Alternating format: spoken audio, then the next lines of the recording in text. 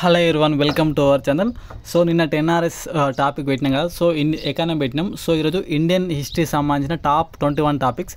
So నిన్న పీడిఎఫ్లో 21 topic miss అయింది, అది నా ఎర్రరే. సో అది గ్రూప్లో పెట్టేస్తా, టీఎస్పీఎస్సీ ఆ గ్రూప్లో. సో అక్కడ నుంచి తీసుకుంటాను. మిస్టేక్లో ఒక లాస్ట్ టాపిక్ ఎక్స్పోర్ట్ ఇంపోర్ట్ వాలేదు, అది నేను నెక్స్ట్ కవర్ చేస్తా. సో ఈరోజు ఇండియన్ హిస్టరీలో ఏం టాపిక్స్ నేను కవర్ చేస్తా అంటే దీని ఎక్స్ప్లెనేషన్ కూడా ఉంటుంది. ఈ పీడిఎఫ్ యొక్క ఎక్స్ప్లెనేషన్ కావాలంటే మనకి కింద టెలిగ్రామ్ ఛానల్ ఉంటుంది.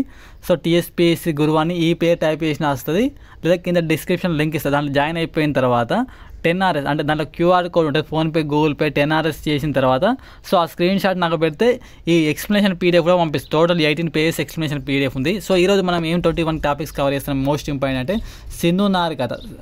దీనిలో బౌండరీస్, ఫ్యాక్ట్ షీట్, పశుపతి విగ్రహం, ప్లేసు, దొరికిన వస్తువులు, ఈ 4 టాపిక్స్ సింధు నాగరికతలో మనం కవర్ చేస్తాము. ఖచ్చితంగా తీసుకోవాల్సిన అనేం లేదు, ఎవరికైతే నీడ్ ఉంటుందో వాళ్ళు మాత్రం తీసుకోండి. ఒక టీ వస్తుంది కాబట్టి. జైన తీర్థంకరులు, వారి యొక్క సింబల్ 24 మెంబర్స్ ఉంటుంది. బౌద్ధ మతం, జైన మత సమావేశాలు టాపిక్ కవర్ చేసిన.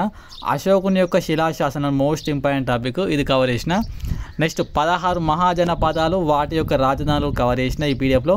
Flow chart of Magadha dynasty, ఒక 4 అంశాలు ఉంటాయి, దానికి సంబంధించి ఉంటుంది. మౌర్యుల కాలంలో పరిపాలన వ్యవస్థ 1 మార్క్ 100% ఇక్కడ. చోళ, చేర, పాండ్య డిస్క్రిమినేషన్, ఇది కూడా 1 మార్క్ కంపల్సరీ. గుప్త సామ్రాజ్యం కాలం నాటి కవులు 1 మార్క్ కంప్లీట్. మన గ్రూప్ 1లో కూడా వచ్చింది 3.4.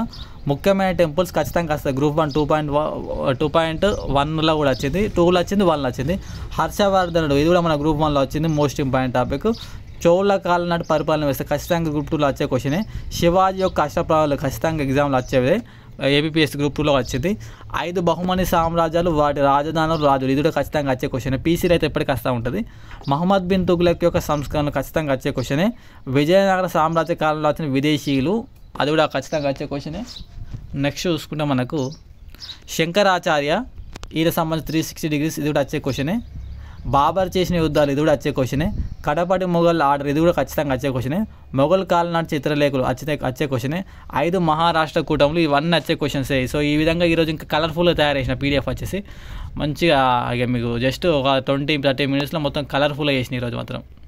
సో ఇది ఈ పీడిఎఫ్ కావాలనుకున్న వాళ్ళకి కింద డిస్క్రిప్షన్లో లింక్ ఉంటుంది, మీరు చదువుకుంటే అట్లేం లేదు. ఎకానమీ ఆల్రెడీ అయిపోయింది 10 రూపీస్, ఇది 10 రూపీస్.